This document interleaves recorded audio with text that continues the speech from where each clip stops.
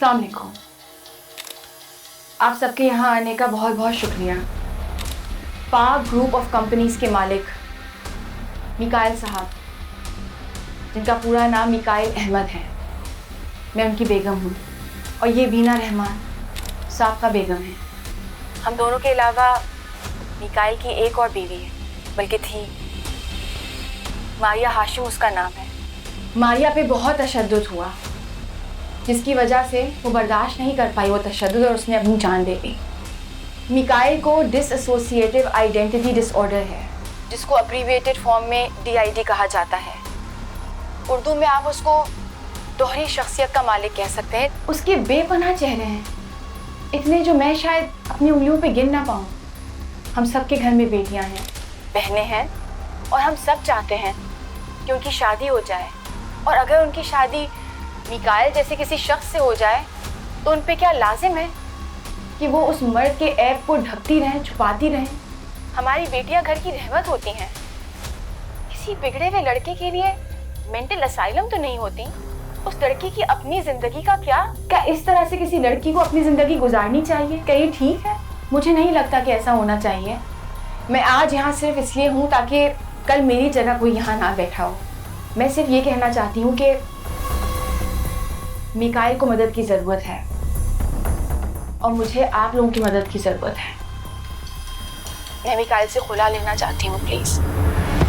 वो बहुत ताकतवर है, उसने मेरे केस को भी चैलेंज कर दिया है।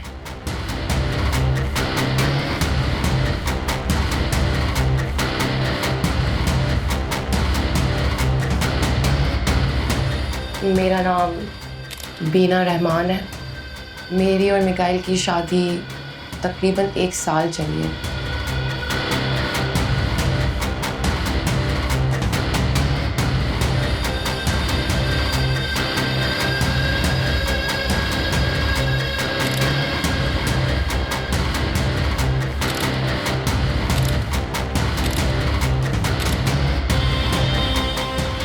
काफ़ी सालों से मैं अपनी आवाज़ खो चुकी थी, लेकिन ज़ारा की वजह से मुझे मेरी आवाज़ वापस मिली है, क्योंकि शायद छुपते छुपते मैं ये भूल गई थी कि मेरी हकीकत क्या है। ज़ारा आपको नहीं बताएगी, लेकिन मिकाइल ने इनको भी मारने की कोशिश की थी, सीढ़ियों से गिरा के, जानबूझ के एक्सीडेंट करके।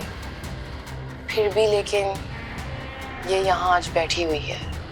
मैं ये नहीं कहती कि मिकाइल को जेल में होना चाहिए, क्योंकि उसके जराइम की नौइयत बहुत मुख्तलिफ है। वो कसूरवार हो के भी बेकसूर लगता है। लेकिन मैं ये ज़रूर कहना चाहूँगी कि मिकाइल जैसे इंसान को खुली छूट देना सोसाइटी के लिए नाइंसाफ़ी है। मिकाइल को इलाज की ज़रूरत है, थेरेपी की ज़रूरत है। He needs mental help। अगर कल हम दोनों में से किसी को कुछ हो जाए तो आप लोगों के लिए ये जानना बहुत ज़रूरी है कि उसके पीछे कौन था।